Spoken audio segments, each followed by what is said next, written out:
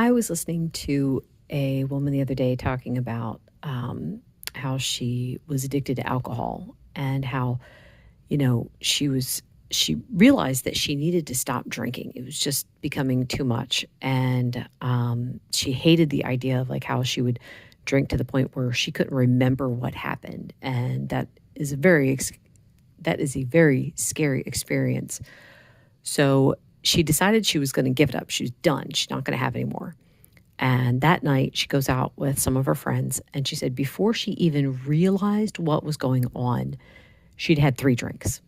And after 3 drinks, it's like, oh man, I just made that resolution this morning that I wasn't going to drink anymore. How in the world is it that easy to just do it without realizing?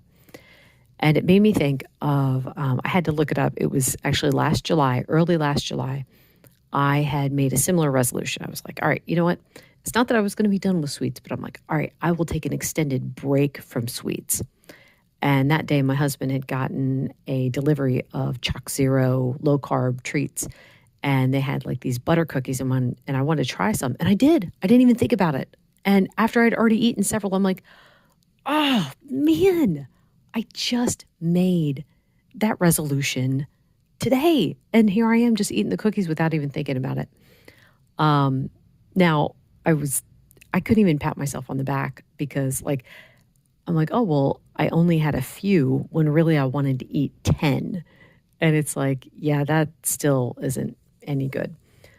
It was later that month that I realized that I needed to completely give up sweet treats, not just sugar, but also the low carb treats too. And I was thinking, I had no problem giving up bread, pasta, oatmeal, you know, rice. I didn't have an issue giving up those things. I felt, yes, I know what they do, et cetera, et cetera. But I always left the door open to having something sweet. And I realized I had to close that door completely. Otherwise, I was going to be fighting it for the rest of my life. And I hated having that always in the background noise of my head of like, when can I have something? When can I have something?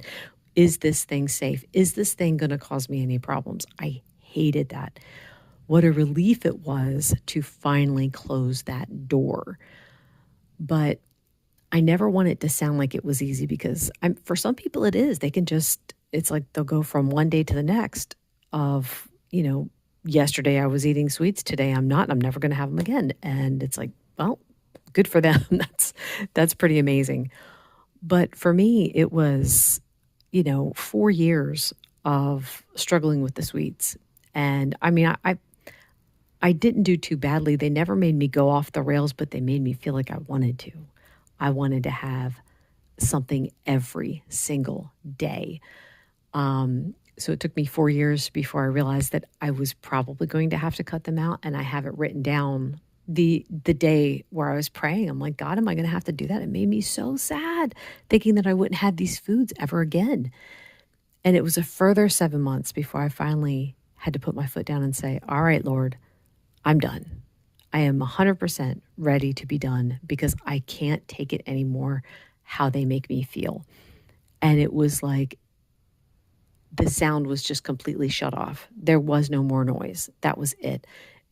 It actually was, it was a 2-step process because the first step was giving up sweets that had sugar in them. The second step was giving up low carb treats too.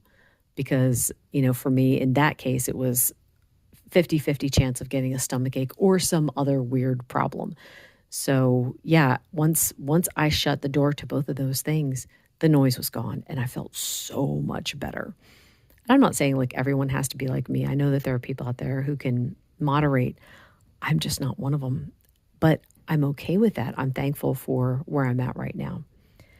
Anyway, that is all for today. Thank you so much for listening. Bye.